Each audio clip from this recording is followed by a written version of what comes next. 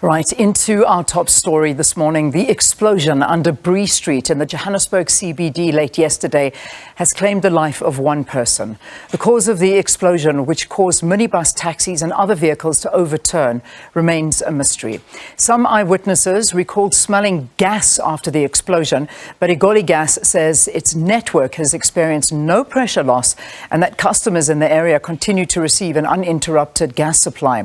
Gauteng Premier Panyaza Lesufi says 41 people were injured and that the cause of the explosion is still under investigation.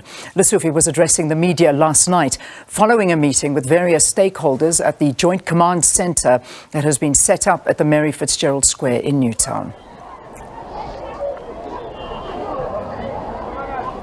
Right, let's get more on the story now. And joining us is Joburg Emergency Services spokesperson, Robert Mulaudzi. Robert, thanks for talking to us. So this morning we are now confirming, and perhaps we can get that proper confirmation from you, that one person has unfortunately lost their lives after yesterday's incident. Is this indeed the fact? Yes, we can confirm that early hours of this morning around 1:30, we recovered a male body on that incident where the incident occurred yesterday. So this brings the number of people who were injured on the incident to 42, which is the 41 who were injured, who received serious injuries and also moderate to minor injuries. They were treated on scene, and all of them, the 41, were transported to various healthcare facilities for further medical care. Unfortunately, early hours of this morning, we recovered the one body, which is a male person, of which it was confirmed dead on scene. The body was recovered by our firefighters early hours of this morning. So this brings to the total number of people who were affected by this incident to 42. If you can talk to us about the kind of injuries we're dealing with, how many people are being hospitalized at the moment? Yeah, the number of people who have been hospitalized is 41. 41, okay. So okay. The patients, the 41 patients are prioritized. So 2 out of those 41, they received serious injuries. Okay. So we call them, they are like the priority 1 patient. Yeah. And then there are these other 39, they are injuries ranges between moderate to minor injuries. Some of them, they can even walk without any issues. So those ones are received a minor injury. So the total of them, all in all, is 41. Okay. So, Robert, if you can give us an idea of what's happening in the CBD at the moment, because we know that there are a lot of roads that have been closed, particularly yes. Bree, and many more around that area. And people are now sort of trying to commute, get to work, and there's going to be huge backlogs there. So perhaps you want to just give us an outline of where people can and cannot go. Yes, there are that vicinity around the Bree Street where the incident occurred. The area has been cordoned off, so that it's minimized to that area where the incident occurred. And also the people who might want to visit that area, we're discouraging them to visit that area because we might have any maybe secondary explosion. So we don't want to encourage people to come into that area so that we can be able to continue to conduct our assessments to those other adjacent buildings, because you will recall that there are buildings which are just along the area where the incident occurred, which are like residential areas where a number of people are staying in those buildings. So at this stage, there was no one who has been evacuated at this stage. So those buildings have to be thoroughly assessed to see whether the structural integrity is still intact.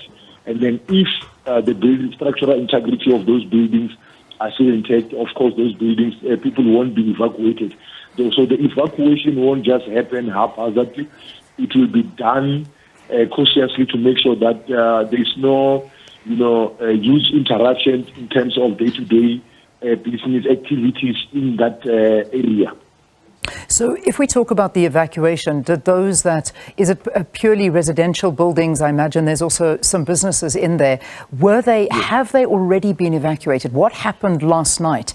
Surely we didn't see them spending the night there. And where have they been housed if they were evacuated? Yes, there are a number of people, especially the people, the homeless, who are actually staying in that area. So they were housed at an emergency shelter at Bree Street, where they slept overnight. Of course, the people who are actually selling around the area, I think most of those who are actually selling around the area where the incident occurred, for now, since the area is cordoned off, they are not going to be able to come into the hot zone because that area is still dangerous now. We need to make sure that we don't have so many people movement in that area while, of course, the process of investigations is underway in terms of the pipeline to see where exactly the leakage is coming from, since we know that there was a statement which was issued by Evacuation to say from their side there was no interruption. However, we still have to continue to investigate to see exactly so that we can be able to give our residents out there, a consolidated statement to say what might be the cause and what is it that is going to be done. I think the city of Johannesburg will be able to issue, further updates throughout the day to say what is the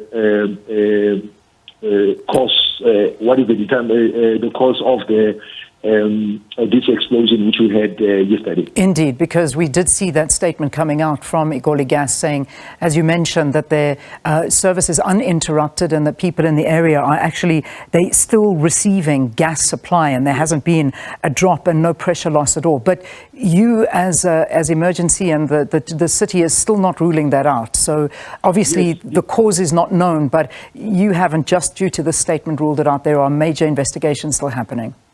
Yes, there's about three theories here. And if you look at the situation, it might be that maybe gas leakage, it might be maybe excessive methane in the area since there's a sewer system in that area.